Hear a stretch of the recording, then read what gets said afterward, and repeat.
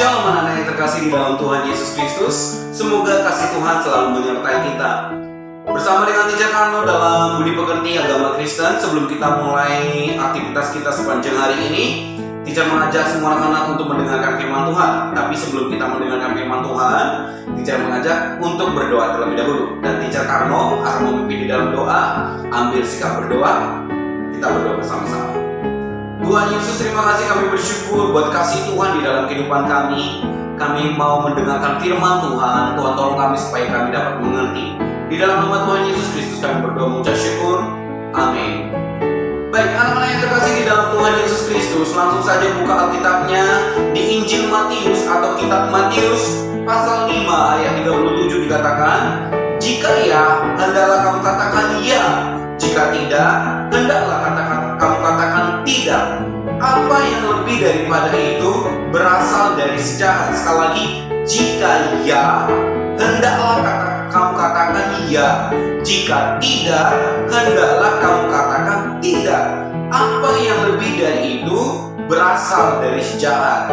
Nah, anak-anak renungan hari ini yang mau Teacher bagikan bagi kita adalah ya di atas ya, tidak di atas tidak. Artinya mari kita Teacher anak-anak untuk berkata jujur, ya, belajar untuk hidup jujur. Sekalipun jujur ini kadang-kadang membuat kita takut.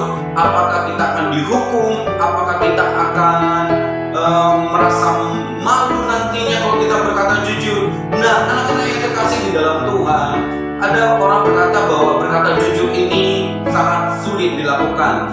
Ya, karena tadi takut dihukum, takut mungkin diejek. Nah, tapi firman Tuhan berkata, kalau kita berkata jujur, tidak akan membuat kita rugi, tapi nama Tuhan dimuliakan. Tapi kalau kita berbohong, berarti itu dari si jahat, ya. Karena firman Tuhan berkata, jika ya, katakan ya. Kalau tidak, katakan tidak. Lebih daripada situ berarti berasal dari si jahat. Nah, anak-anak, terkadang di dalam belajar, ketika teachernya bertanya, apakah kamu mengerjakan PR-nya?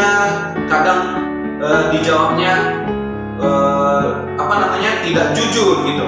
Kadang kalau ditanya mengerti padahal tidak mengerti. Nah, anak-anak, kalau kamu tidak mengerti, kamu bisa menjawab atau menyampaikan, teacher, saya kurang mengerti. Kamu juga bisa mengatakan, teacher, saya nggak mengerti soalnya. Jangan berbohong, jangan pura-pura mengerti padahal tidak mengerti. Karena kalau kita jujur, itu akan mendatangkan kebaikan bagi kita. Kita jangan takut ketika kita tidak mau jujur. Kita takut, nanti aku dibilang bodoh atau kurang pintar. Tidak. Ketika kamu bertanya, berarti kamu memiliki respon kepada pembelajaran itu. Jadi anak-anak, firman Tuhan mengajarkan anak-anak untuk berkata jujur ketika di dalam kelas. Ketika ditanya mengerti, katakan mengerti. Kalau tidak mengerti, katakan tidak mengerti.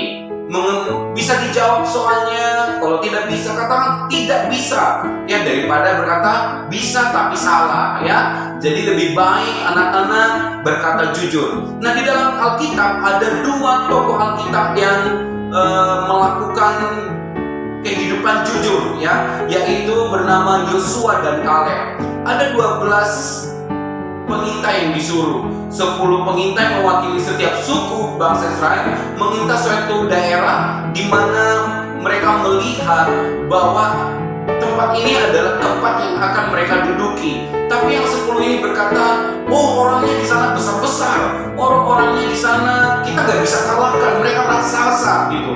Tapi Yosua dan Kaleb memang berkata jujur. Mereka berkata, ya, di sana orangnya besar-besar, tapi kita punya Tuhan yang akan menjaga kita. Kita punya Tuhan yang akan menolong kita untuk mengalahkan orang atau raksasa-raksasa itu.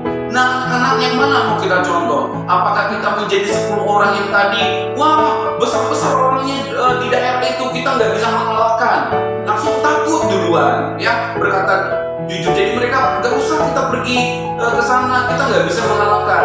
Tapi lihat Yosua dan Kaleb, mereka berkata, iya, orangnya di sana besar, tapi kita punya Tuhan yang lebih besar dari orang-orang di sana.